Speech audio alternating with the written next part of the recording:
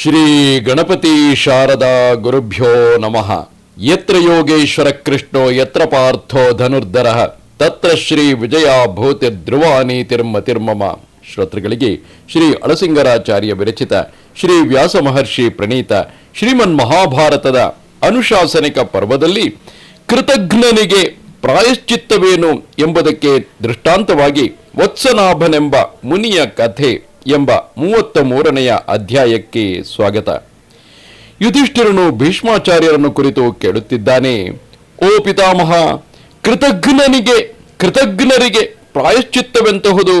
ತನ್ನನ್ನು ಪೋಷಿಸಿದ ತಂದೆ ತಾಯಿಗಳನ್ನು, ಗುರುಗಳನ್ನು ಅಜ್ಞಾನದಿಂದ ಅವಮಾನಗೊಳಿಸತಕ್ಕವರಿಗೂ, ಲಜ್ಜೆಯಿಲ್ಲದೆ ಕೃತಜ್ಞತೆಯಿಂದ ಇತರರಿಗೆ ಕೇಡನ್ನು ಮಾಡತಕ್ಕವರಿಗೂ ಗತಿಯೇನು ಎಂಬುದನ್ನು ನನಗೆ ತಿಳಿಸಬೇಕು ಎನ್ನುತ್ತಾನೆ.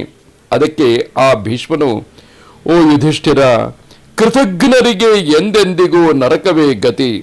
ತಂದೆ ತಾಯಿಗಳ ಮತ್ತು ಗುರುಗಳ ಆಜ್ಞೆಯಲ್ಲಿ ನಡೆಯದೆ ನಿರಾಕರಿಸಿದವರು ಮುಂದೆ ಕ್ರಿಮಿ ಕೀಟ ಪಿಪೀಲಿಕಾದಿ ಅಂದರೆ ಇರುವೆಗಳ ಜನ್ಮಗಳಲ್ಲಿಯೂ ಸ್ಥಾವರ ಜನ್ಮಗಳಲ್ಲಿಯೂ ಹುಟ್ಟುವರು. ಅಂಥವರಿಗೆ ತಿರುಗಿ ಮನುಷ್ಯ ಜನ್ಮವೇ ದುರ್ಲಭವು. ಇದೇ ವಿಷಯದಲ್ಲಿ ಪುರಾತನವಾದ ಇತಿಹಾಸವೊಂದನ್ನು ಉದಾಹರಿಸುವರು. ಹಿಂದೆ ಮಹಾಪ್ರಾಜ್ಞನು ದೃಢವ್ರತನು ಆದ ವತ್ಸನಾಭನೆಂಬ ಮಹರ್ಷಿಯೊಬ್ಬನಿದ್ದನು. ಅವನು ದೊಡ್ಡ ತಪಸ್ಸನ್ನು ಆರಂಭಿಸಿದನು.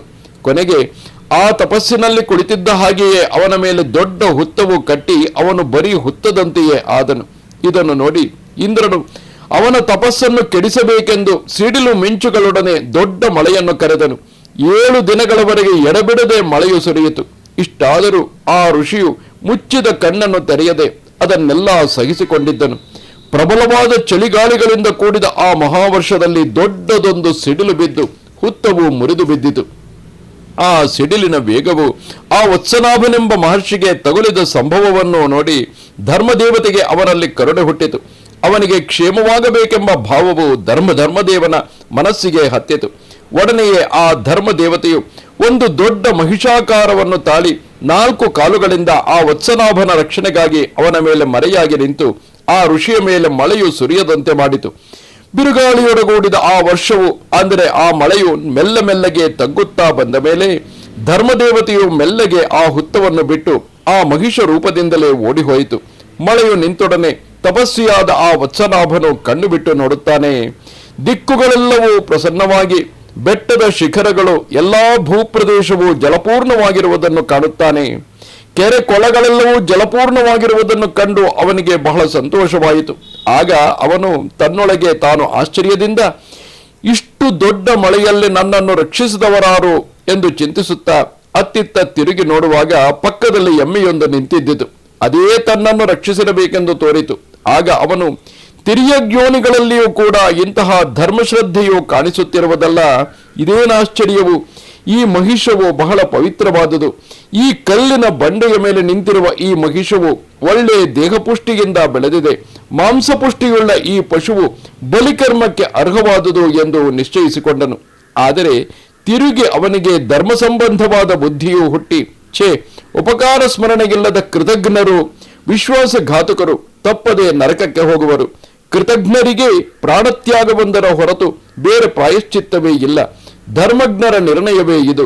ತಂದೆ ತಾಯಿಗಳ ಪೋಷಣೆಯನ್ನು ಮಾಡದೆ, ಗುರುದಕ್ಷಿಣೆಯನ್ನು ಕೊಡದೆ, ಉಪಕಾರ ಸ್ಮರಣೆಗಿಲ್ಲದೆ ಇರತಕ್ಕವರಿಗೆ ಮರಣವೇ ಪ್ರಾಯಶ್ಚಿತ್ತವು. ಮೇಲೆ ಹೇಳಿದ ಅಕಾರ್ಯಗಳನ್ನು ಮನಸ್ಸಿನಿಂದ ಸ್ಮರಿಸಿದರು, ಅಂತಹ ಪಾಪಕಾರ್ಯದಲ್ಲಿ ಪ್ರವರ್ತಿಸತಕ್ಕವರನ್ನು ತಡೆಯದೆ ಅಲಕ್ಷ್ಯವಾಗಿದ್ದರು ಅದೊಂದು ಪಾಪಕಾರಣವೆಂದೇ ಹೇಳಲ್ಪಡುವುದು. ಆದುದರಿಂದ ನನಗೆ ಮೊದಲು ಈ ಕೆಟ್ಟ ಬುದ್ಧಿಯು ಉಂಟಾದುದೇ ಮಹತ್ತಾದ ಪಾಪವು. ಇದರ ಪ್ರಾಯಶ್ಚಿತ್ತಕ್ಕಾಗಿ ನಾನು ನನ್ನ ಪ್ರಾಣಗಳನ್ನೇ ತೊರೆದು ಬಿಡುವೆನು ಎಂದು ನಿಶ್ಚಯಿಸಿ ಒಂದೇ ದೃಢ ಮನಸ್ಸಿನಿಂದ ಅಲ್ಲಿಂದ ನೆಟ್ಟಗೆ ಮೇರು ಪರ್ವತದ ಶಿಖರಕ್ಕೆ ಹೋಗಿ ಪ್ರಾಣವನ್ನು ಬಿಡುವುದಕ್ಕೆ ಸಿದ್ಧನಾದನು. ಇದನ್ನು ತಿಳಿದು ಧರ್ಮದೇವತೆಯು ಥಟ್ಟನೆ ಬಂದು ಅವನ ಕೈಯನ್ನು ಹಿಡಿದು ನಿಲ್ಲಿಸಿ, ವತ್ಸನಾಭ, ಮಹಾಪ್ರಾಜ್ಞ, ನೀನು ಅನೇಕ ಶತವರ್ಷಗಳವರೆಗೆ ಜೀವಿಸಿರು. ನಿನ್ನ ದೃಢವಾದ ತ್ಯಾಗಬುದ್ಧಿಗಾಗಿ ನಾನು ಸಂತೋಷಪಟ್ಟೆನು. ನಿನ್ನಂತೆ ಧರ್ಮಜ್ಞರಾದವರೆಲ್ಲರೂ ಔಚಿತ್ಯ ಅನೌಚಿತ್ಯಗಳನ್ನು ಹೀಗೆಯೇ ವಿಮರ್ಶಿಸಿ ನಿರ್ಧರಿಸುವವರಾದರೂ ನಿನಗೆ ಸಮಾನರು ಯಾರೂ ಇಲ್ಲ. ಒಂದೇ ದೃಢ ಮನಸ್ಸಿನಿಂದ ನೀನು ಬೇರೆ ಚಿಂತೆಗೆ ಅವಕಾಶವನ್ನೇ ಕೊಡದೆ ಈ ದೇಹತ್ಯಾಗಕ್ಕಾಗಿ ನಿರ್ಧರಿಸಿದೆ. ನಿರ್ದುಷ್ಟವಾಗಿ ಮತ್ತು ಸಾಕಲ್ಯವಾಗಿ ಧರ್ಮವನ್ನು ನಡೆಸತಕ್ಕ ಶಕ್ತಿಯುಳ್ಳ ನೀನು ಈಗ ಶುದ್ಧನಾದೆ. ಹಿಂತಿರುಗು, ನೀನು ಇನ್ನೂ ದೀರ್ಘಕಾಲದವರೆಗೆ ಜೀವಿಸುವವನಾಗು ಎಂದಿತು. ಇದು ಶ್ರೀಮನ್ ಮಹಾಭಾರತದ ಅನುಶಾಸನಿಕ ಪರ್ವದ 33ನೆಯ ಅಧ್ಯಾಯವು. ನಮಸ್ತೆ ಶಾರದೆ ದೇವಿ ಕಾಶ್ಮೀರ ಪುರವಾಸಿನಿ ತ್ವಾಮಹಂ ಪ್ರಾರ್ಥಯೇ ನಿತ್ಯಂ ವಿದ್ಯಾದಾನಂಚ ದೇಹಿಮೆ. ನಮಸ್ಕಾರ.